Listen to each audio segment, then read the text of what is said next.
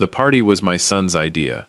He called it a retirement celebration, which was a phrase that required some stretching of the truth, given that I had retired from the United States Army in 2019, and the party was being held in February of 2023, which made it either the most delayed retirement celebration in the history of the institution or something other than what it was being called. I knew what it was. I had known since November, when my daughter Anne called me from her apartment in Arlington, Virginia, and told me what she had overheard at Thanksgiving. She had overheard Marcus on the back porch at his house in San Antonio, in the cold air after dinner, on the phone with his wife Stephanie's father. She had gone out for some air and had heard her brother's voice through the door before she pushed it open, and she had stopped, the way you stop when you recognize the specific quality of a conversation that is not meant to be heard. She heard her brother say, "The party will be the right setting. People will be there who haven't seen him in a while. It won't be hard to demonstrate. He has good days and bad days, and if we make sure the environment is sufficiently overwhelming, the bad day will happen in front of witnesses." She said she had stood outside for another 2 minutes, long enough to understand what she was listening to, and then she had come back in through the front door instead, and had sat at the table for the rest of the evening without saying anything to anyone. She called me the following Tuesday. Not Sunday, not the day after, not in the first flush of what she had heard. She waited until Tuesday because Anne is the kind of person who processes before she acts, which is a quality she inherited from her mother, and by Tuesday she had decided exactly what she wanted to say and how she wanted to say it. She said, "Dad, I need to tell you something about the retirement party Marcus is planning, and I need you to hear all of it before you say anything." I said, "I'm listening." She told me all of it, what she had heard through the porch door, and what she had sat with for 5 days, and what she believed it meant. When she finished, I was quiet for a moment. The kind of quiet that is not emptiness, but inventory, taking stock of what I knew, what I had suspected, and what I had now confirmed. She said, "Dad?" I said, "I know, Anne." She said, "What do you mean you know?" I said, "I've been watching this build for 8 months. I didn't have the specific piece you just gave me, but I knew the shape of it." She said, "What are you going to do?" I said, "I'm going to make one phone call, and then I'm going to let Marcus have his party." She was quiet for a moment. Then she said, "Who are you calling?" I said, "An old friend. Don't worry about the details yet. Go be at the party. Sit where I can see you." There were 83 people at that retirement party on a Saturday evening in February at the Petroleum Club in downtown San Antonio. Marcus had organized it with the specific thoroughness of a man who has been planning something important and needs the staging to be exactly right. The venue was appropriate for a senior military officer. The guest list was careful. A mix of family, old colleagues, neighbors, people from the church my wife Ruth had attended for 20 years before she died. People who had not seen me regularly in the period since Ruth was gone, and whose impressions of me would be, Marcus had calculated, available to be shaped. I sat at the head of the table in my dress uniform, the same uniform I had worn on the day I retired in 2019, with the same ribbons in the same order, on the same chest that had worn them for 34 years. I sat at the head of the table, and I listened to Marcus move through the room, and I watched what he was doing. He was managing the narrative. It was not subtle to anyone who knew what to look for, which most of the people in the room did not. He was moving from conversation to conversation with the specific intention of a man seeding a field. A word here about how hard it had been watching Dad slow down. A comment there about the memory episodes, said with the particular careful sorrow of a devoted son who hates talking about it but feels people should know. A mention to the neighbor from Oakwell Farms about how they were looking at some arrangements, nothing decided yet, but being responsible about it. By 8:30 he had worked most of the room, not every person, but enough. Enough that if something happened that evening, something that looked like confusion or disorientation, or a man not quite tracking what was going on around him, it would land in prepared soil. I sat at the head of the table and I said nothing. I ate my dinner. I spoke to the people who came to speak to me. Clearly, specifically, warmly. I told the story that Colonel Watkins requested about the 91 Gulf deployment. I answered the question that Ruth's old friend from church asked about the grandchildren. I was entirely present and entirely myself, and I watched Marcus watch me being entirely present and entirely myself, and I watched the calculations behind his eyes shift as the evening moved forward, without producing the demonstration he had arranged the evening to produce. At 9:15, the doors at the far end of the ballroom opened. My name is Harold Vance. I am 72 years old. I live in San Antonio, Texas. I served 34 years in the United States Army, retiring at the rank of colonel in 2019. And what my son did not know, when he organized a retirement party designed to demonstrate his father's cognitive decline in front of 83 witnesses, was that his father had spent the preceding 10 weeks having a different kind of conversation with people his son had no knowledge of. He was about to find out. Welcome to True Story. Hit that subscribe button and drop your city in the comments below. We read every single one. Quick one before we start. Feel free to skip ahead if you just want the story. No pressure at all. But if you've ever watched something like this and thought, what if that happened to my family? I built something for exactly that situation. It's called Ironclad. It's the system for protecting your legacy, your documents, and your peace before anyone gets the chance to test them. QR code is on screen, and the first link in the description takes you there. It's half off today. Okay, let's go all the way back to the beginning. I enlisted in the United States Army in September of 1973 at the age of 22, having spent the preceding year working construction in San Antonio, and having concluded, with the specific clarity that physical labor and an honest accounting of one's options tends to produce, that I needed a structure larger than what I could build for myself at that point in my life, and that the Army was the structure that made sense. I was not a natural soldier in the way that some men are, which is to say, I did not arrive with an instinct for command or a gift for hierarchy. What I arrived with was precision and patience, and a particular stubbornness about doing things correctly rather than quickly, and those qualities turned out to serve me in the Army better than the natural soldier's qualities would have, because the Army in peacetime is not primarily about instinct. It is about discipline and process, and the long accumulation of competence in specific areas that eventually adds up to something that can be trusted with significant responsibility.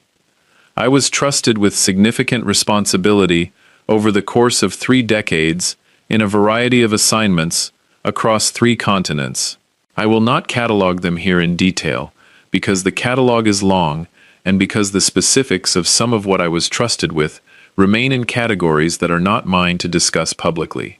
What I will tell you is that by the time I reached the rank of colonel, I had commanded units in conditions that tested everything I had built across 30 years, and had not found myself or my people insufficient for what was required of us. I retired in 2019 with a record that I was genuinely proud of, in the quiet and specific way that a career military officer is proud of a career, which is not loudly, and not with reference to decorations, but with the knowledge of what the work had actually been, and what it had cost, and what it had produced. My commanding general for the final 8 years of my career was a man named Thomas Briggs, currently a lieutenant general, who is one of the most capable people I have encountered in my professional life, and one of the few people on earth who I would describe as both a commanding officer and a genuine friend. Thomas Briggs had the quality that the best military commanders have, which is that he gave you the mission and the resources and then got out of the way and trusted you to accomplish it, and he did not require the accomplishment to be dressed up in the language of his own priorities. He valued the work and he valued the person doing it, and those two things were separable in his mind in the way they are not separable in the minds of less effective leaders. I called Thomas Briggs on a Tuesday evening in November, 2 days after Anne's call, from the kitchen of my house on Winona Drive in the Alamo Heights neighborhood of San Antonio, sitting at the table where Ruth and I had sat for the 17 years we had owned the house. Thomas answered on the second ring, which is what Thomas Briggs does, and before I had said more than my name, he said, "Harold, I've been expecting you to call." I said, "You've heard something." He said, "I've heard several things over the past several months from several directions that add up to a picture I want to discuss with you. How are you doing?" I said, "I'm clear. Clear is what I am right now." He said, "Good, because I have something I need to tell you that you should hear sitting down."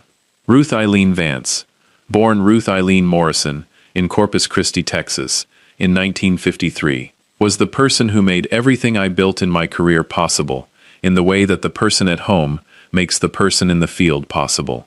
She was a registered nurse for 28 years at Baptist Medical Center in San Antonio, and she brought to that work and to everything else in her life the same quality, which was the absolute conviction that the correct thing to do in any situation was available if you were willing to look at the situation without flinching. She did not flinch. In 37 years of marriage to a man whose career required extended absences and significant uncertainty, and the particular demands of an institution that does not accommodate the personal schedule, Ruth did not flinch at any of it. She raised our children. She maintained the house. She continued her career. She sat at the kitchen table every Sunday evening with a legal pad, and organized the week ahead with the precision of a woman who had understood, early and completely, that the only way to keep multiple complex things running simultaneously was to know exactly where every one of them was at every moment. She died of a stroke in March of 2021. She was 68 years old. She had been healthy and present and fully herself on a Thursday, and she was gone by Friday, which is the form of loss that gives you nothing to prepare with and everything to absorb after the fact. Marcus had arrived at the house within 4 hours of the hospital call. He had said the right things and had been present in the right ways in the immediate period, and I had received his presence with the gratitude that a father feels for a son who shows up, when showing up is what is needed. What I had not fully registered in the grief of those early weeks was the shift in how Marcus positioned himself in relation to my affairs. It was not dramatic. It was the kind of shift that is only visible from enough distance to see the pattern rather than the individual movements. He began asking questions about the financial accounts, framed as practical concern. He began offering to handle things, framed as filial duty.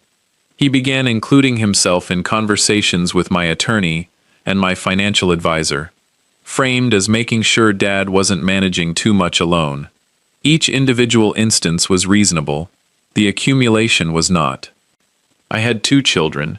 Anne was 40 years old, lived in Arlington, Virginia, where she worked as a senior policy analyst for a defense contractor, and called me twice a week with the consistency that I had come to understand was her version of what Ruth had described, which was knowing exactly where everything is at every moment. She asked about the house and the health and the neighbors, and the ongoing project I had taken on of cataloging Ruth's recipe collection, which had been Ruth's idea years ago and which I had finally started.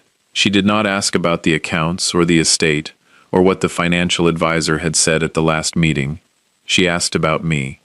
Marcus was 46. He lived in the Alamo Heights area as well, 20 minutes from my house, and worked in commercial real estate development. He was smart and capable, and had the particular quality that some smart and capable people have, which is that they apply their intelligence to the optimization of their own position first, and everything else second. I had understood this about Marcus for a long time without naming it directly, the way you understand things about your children that you are not ready to name, because the naming requires a conclusion, and the conclusion requires action. The naming happened in June of 2022, 8 months before the party, when I came home from a doctor's appointment to find a car I didn't recognize in the driveway. Marcus was inside with a woman I had never met, who turned out to be a social worker from the County Adult Protective Services Office, who had received a referral expressing concern about an elderly San Antonio resident living alone following the death of his spouse. The referral had been anonymous. Marcus was there to help, he said. He had been so worried, he said. He had thought it best to get some professional support involved, he said. The social worker was professional and courteous, and conducted her assessment with the thoroughness that a trained professional brings to a situation that has been described to her in specific terms. The assessment, which I participated in with the full cooperation of a man who is entirely cognitively intact and who has spent 34 years being assessed under conditions considerably more demanding than a kitchen interview, produced a finding of no concerns. The social worker left. Marcus stayed for dinner, which I made, and during dinner he talked about other things entirely. The real estate project he was managing in the Pearl District, the children's school schedules, the weather. He did not mention the social worker again. I did not mention the social worker again either. I noted the event in the way I had been noting things since the pattern had become visible to me. In a notebook I had started keeping in April, dated and specific, without interpretation. The event on June 14th occupied 3 pages. In August, Marcus called and mentioned, casually and in the middle of a conversation about something else, that he had spoken with a friend who was an estate attorney about some general questions he had been thinking about. He said the friend had mentioned that in situations where an aging parent was living alone following a spouse's death, there were some useful arrangements that families sometimes considered. I said I had my own attorney and was comfortable with the arrangements I had. He said, of course, it was just a thought. I wrote it down when we hung up. In October, Anne called on a Thursday, not a scheduled call day. She said she needed to tell me something. She had run into a college roommate of Marcus's wife, Stephanie, at a gathering in San Antonio, a woman who had mentioned, in the specific way that people mention things they believe are already known, that she had heard Marcus talking about how hard things had gotten with his father and the memory situation. The memory situation.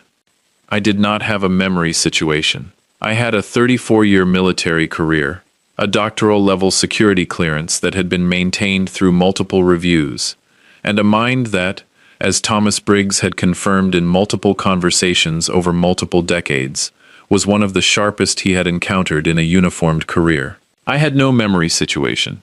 Marcus had one. He had constructed it, in conversations with people who trusted his version of things, over the preceding several months. I wrote it down. Then I called Thomas Briggs. Thomas Briggs said, on the Tuesday evening in November, "Harold, before you tell me what you're dealing with, I need to tell you something that's been in motion for about 4 months that I could not discuss with you until now." He told me. What he told me requires some background that I will provide briefly. In the final 18 months of my active service, I had been assigned to a specific advisory role on a joint task force operating in a part of the world that I am going to describe only as a theater, where American interests required both military capability and a significant amount of patience, and a specific kind of analytical approach that the task force's original structure had not been producing. My assignment was to provide that analytical approach. The work I did in that assignment, over 18 months, produced intelligence and strategic documentation that contributed directly to an outcome that the people responsible for the outcome have described, in the years since, as one of the more significant analytical achievements of the period. That work had been classified, not secret, classified at a level that meant it did not exist in any public record, could not be discussed in any public forum, and would not be acknowledged by anyone who knew about it until the relevant declassification timeline was reached. Thomas Briggs told me on a Tuesday evening in November that the declassification of the relevant materials had been completed in September. He told me that the review process that follows declassification of work of this nature had been completed in October. And he told me that the recommendation for recognition that he had submitted at the time of the original achievement, and that had been sitting in classified status for 4 years, had been approved. He said, "Harold, the President of the United States has authorized a recognition. I have been asked to deliver it personally. I can be in San Antonio whenever you need me." I sat at the kitchen table on Winona Drive, with the phone in my hand, and I thought about Ruth. I thought about what she would have said. She would not have been surprised. She had always said that the work would be recognized eventually, in whatever form was appropriate, and that patience was the correct response to that timeline. I said, "Thomas, my son is organizing what he is calling a retirement party in February. I think that might be exactly the right time." Thomas said, "I was hoping you'd say something like that." The party was a Saturday, 182 people had been invited. 83 attended, which is the attrition rate of a February party in San Antonio, in a year when the weather had been unpredictable. Marcus had made sure to invite the people who mattered to his purposes, which were not the same people who mattered to mine. He had invited the neighbors. He had invited the members of the church congregation who had been closest to Ruth, and who had seen me most in the difficult period after she died. He had invited 2 of his own close friends, which I noted because the presence of his own social circle at a retirement party for his father was specific in the way that a choice made for a reason is specific. He had also, inevitably, invited Colonel Watkins and several of my former colleagues, because to not invite them would have been conspicuous, and their presence would serve the secondary purpose of providing credibility to the setting. I had not told any of my former colleagues what was happening. I had told Thomas Briggs. Thomas had not shared anything with anyone, because Thomas Briggs does not share things before their correct moment. That is a quality that 3 decades of classified operations develops in a person, and Thomas Briggs had it fully. I arrived at the Petroleum Club at 7:15. I had put on the dress uniform an hour before leaving the house, the first time I had worn it since the retirement ceremony in 2019. It still fit, which I noted with the particular satisfaction of a man who has maintained the discipline the uniform represents for the full time since the uniform was last worn. Marcus was there already, working the room with the energy of a man managing an event that matters to him. He came to me when I arrived, and hugged me, and said I looked great, and said he was so glad we were doing this. His eyes moved over my uniform with the specific assessment of a man who was recalculating something. I said, "It's a good evening, Marcus. Thank you for organizing it." He said, "Of course, Dad, of course." I went to the head of the table. I sat down. I accepted the glass of water a server brought.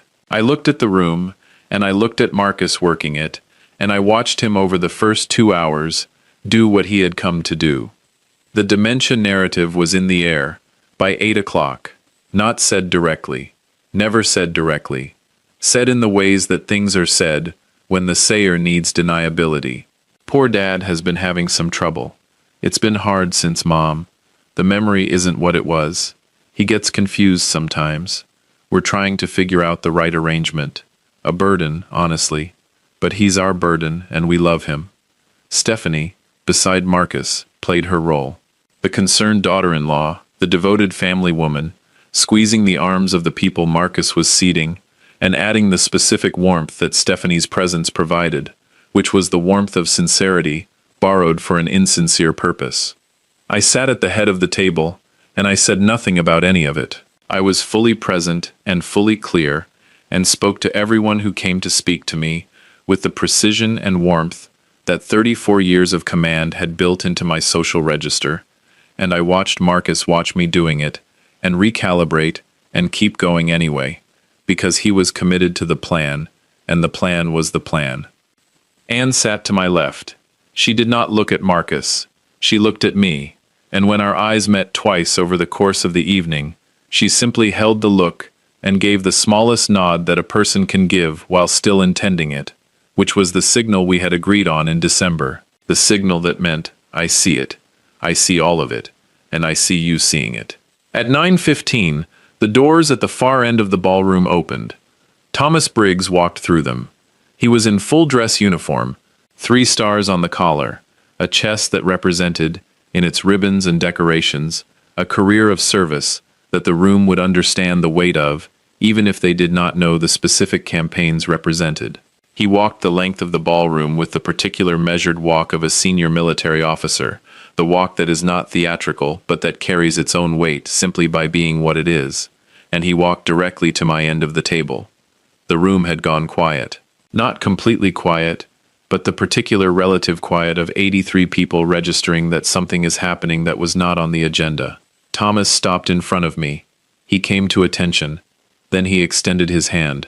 He said, "Colonel Vance, it is my honor and privilege." I stood. We shook hands in the specific way that military men shake hands, when the weight of shared service is in the gesture, which is a thing that cannot be performed, and can only be recognized by people who have experienced the real version. He reached into the inside pocket of his uniform jacket, and he produced an envelope, ivory, the specific color of official correspondence from the highest levels of the institution. He said, "Sir, the President of the United States asked me to deliver this to you personally, on behalf of a grateful nation." He handed me the envelope. I took it. I did not open it in that moment. I held it in both hands, and I looked at it for a long moment, the way you look at something that has been 4 years in transit and has finally arrived at its destination. And then I looked up, not at Thomas, across the table, at Marcus. His face had done several things in the preceding 30 seconds. I had watched it do them. The sequence began with the confusion of a man seeing something he did not anticipate, moved through the recalibration of a man whose staged environment has been entered by an element that was not in the plan, arrived at the specific pallor of a man who understands, suddenly and completely, that the room around him is not the room he thought he was in. Stephanie had taken his arm, not warmly, the way a person takes an arm when the arm is not steady. He was looking at the envelope. He was looking at Thomas Briggs. He was looking at the room, which was looking at me, and at the envelope, and at the 3 stars on Thomas Briggs's collar, and which was understanding that the story it had been told this evening about the man at the head of the table was not the story that was being written in front of them right now. Colonel Watkins, 2 seats to my right, stood up. He said, "Harold." I said, "Sit down, Bill. Give me a minute with this." He sat down. I opened the envelope. What was in the envelope was a presidential commendation signed by the President of the United States, recognizing the analytical and strategic contributions of Colonel Harold E. Vance, United States Army retired, to national security during the period of classified service, for work that had now been declassified and could be named and acknowledged in its full dimensions. The commendation used specific language that I am not going to reproduce here, because the language belongs to the institution rather than to this story. What the language said at its core was that a specific contribution to a specific outcome had been made by a specific person, and that the institution was naming the person and the contribution in a permanent record. I read it. I read it standing at the head of a table in the Petroleum Club in San Antonio, in the dress uniform I had worn for 34 years, in front of 83 people, including my son, who had spent the preceding months telling people his father could no longer be trusted with his own affairs. I folded it carefully and put it back in the envelope. Thomas remained standing beside me. I put my hand on his shoulder briefly, which is the gesture between men of our generation and our shared service that means everything it needs to mean without requiring words. I sat down. The room held the specific quality of a space in which something significant has just happened, and in which everyone present is still deciding what their version of the response is going to be. Colonel Watkins said something that I did not fully hear. Ruth's friend from the church said something warm that I absorbed without processing completely. Marcus had sat down. His chair was 2 positions to my right, across the table. He was looking at his plate with the expression of a man who has arrived at the end of something and is sitting in the stillness of the arrival. Stephanie was looking at her hands. I did not address Marcus in the room. I want to be specific about that, because it matters to how the evening ended and how what came after it began. I did not address him in front of the room, because the room was full of people who had come to an event and who deserved to leave an event rather than a confrontation, and because what needed to be said to Marcus was a thing for the 2 of us, not for 83 witnesses. The party ended at 10:30. People filed out with the warmth and the specific lingering energy of an evening that had turned into something more than they expected. Colonel Watkins shook my hand for a long time and said something about service and integrity that I received without deflecting, which is a thing I have had to learn to do, because the natural instinct is deflection. Thomas Briggs left at 10 with the handshake of a man who had done exactly what he came to do and did not need to discuss it further. Anne hugged me at the door. She said, "Dad." I said, "I know." She said, "Are you going to talk to him tonight?" I said, "Yes." She said, "Do you want me to stay?" I said, "No. This is between Marcus and me." Marcus was the last to leave. He had been moving through the room saying goodbyes in the particular way of a man who is managing the exit from an evening that did not go the way it was supposed to. Warm and slightly too present. The social performance running on momentum rather than intention. The room was empty at 10:55. Just Marcus and me, and the servers clearing the tables around us. He sat across from me at the end of the long table, not in his dinner chair. He had moved to the seat at the far end, the seat at the opposite head. I thought about that. About the choice of the opposite head rather than a side seat. About what that arrangement was communicating. I let the silence sit for a moment. The servers worked around us with the professional discretion of people who understand that certain conversations are not their business. Then I said, "Marcus." He said, "Dad, I don't know what to say." I said, "You don't have to say anything yet. I'm going to say something, and I'd like you to hear it before you respond." He nodded. I said, "What you have been doing since your mother died has a name. It has a legal name, which is undue influence and attempted conservatorship fraud, and it has a moral name, which is the exploitation of a parent's grief to position yourself for financial benefit. Both of those names are accurate, and both of them are going to be in the documentation that my attorney is preparing, which began in August of last year." He said, "Dad." I said, "I'm not finished." He stopped. I said, "I have a notebook that runs to 94 pages, from April of last year to last week. It contains every conversation about my finances, and my estate, and my living arrangements, and my cognitive health, that you initiated, dated, and summarized. It contains the June social worker visit, and the August estate attorney mention, and the dementia narrative you built in the months before this party, including specific names of people you told it to, gathered from 3 independent sources. It contains everything."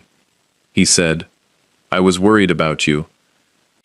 I said, "Marcus, that envelope that Thomas Briggs handed me tonight represents work I did in the final 18 months of my career that required a level of analytical precision and security clearance that the United States government reviews continuously. Nobody maintains a clearance at that level while experiencing the cognitive decline you have been describing to our neighbors and our church community and your wife's social circle for the past 8 months." He said nothing. I said, "I am not angry at you. I want to be clear about that. Anger would be the wrong response, and it would produce the wrong outcome. What I am is clear. Clear about what you did, and clear about what I intend to do about it, which is to have a single documented conversation with you this evening, witnessed by my attorney's record of this conversation, which I am informing you I am recording, and to establish what changes going forward." He said, "Dad, I'm sorry." The words came out quietly. Not the managed warmth, the quiet under the warmth, which was the thing that had been underneath it the whole time, which was a son who was afraid of something and had made the wrong choices about what to do with the fear. I said, "I know you are. Tell me what you were afraid of." He looked at the table. Then he said, "I was afraid of what happened to Mom happening again. Something sudden, something I couldn't see coming. And I thought if I had more control of the situation, then I could prevent it somehow." I said, "You cannot prevent sudden loss by controlling the estate of the person you are afraid of losing." He said, "I know that now." I said, "I know you know it now. The question is what you do with knowing it." We talked for another 40 minutes, not about the legal documentation or the attorney or the conservatorship question, which were things for another conversation with other people present. We talked about Ruth, about what her death had cost him, and what it had cost me, and how grief moves through people differently, and how the version of grief that moves through a person as fear of loss, rather than as mourning of what is lost, is the version that produces the wrong decisions. He had loved his mother. That was real. What he had done with the love after he lost her was not love anymore, but the original thing had been real. I drove home to Winona Drive at midnight. I sat at the kitchen table for a while with the envelope Thomas had given me, and I thought about Ruth. I thought about what she would have said. She would have said exactly what she always said when I reached the end of something that had required more than I thought I had. She would have said, "Harold, you had it the whole time. You just had to wait for the right moment." She was right. I had it the whole time. The clearance and the record and the 34 years and Thomas Briggs and the envelope from the president. I had all of it. Marcus had constructed his narrative in the empty space he believed existed around me, the space that a grieving elderly widower creates by being quiet about what he has been and what he is. The space was not empty. It never had been. Anne called Sunday morning. She asked how the conversation had gone. I told her. She was quiet for a moment, and then she said, "Do you think he'll actually change?" I said, "I think he'll try. Whether trying is enough is something time answers better than conversation." She said, "That's a very you answer." I said, "Your mother used to say the same thing." She laughed, which was the laugh that has been in my house since she was 3 years old, and which is the thing, among many things, that I most want preserved in the world. I put the envelope in the filing cabinet in the study, in the folder marked Service, between the retirement orders from 2019 and the photograph of the unit I commanded in the last deployment, which is a photograph I look at sometimes when I need to remember what it felt like to be responsible for something that mattered. The envelope fits precisely between those two things. That is exactly where it belongs. If this story stayed with you, drop a comment below and tell me which moment hit you the hardest. Hit that like button, subscribe if you are not already here, and I will see you in the next one. One more thing before you go. Skip this if you want, but if this story hit somewhere close to home, Ironclad is the system I wish every family had before they needed it. Legacy Shield, Boundary Blueprint, Family Protection Vault. 75 pages, 3 fillable templates, $8.99 today, and half off. Link and QR code are on screen. Lock your family's paperwork down tonight. True Story uploads every week. Subscribe and hit the bell so you never miss one.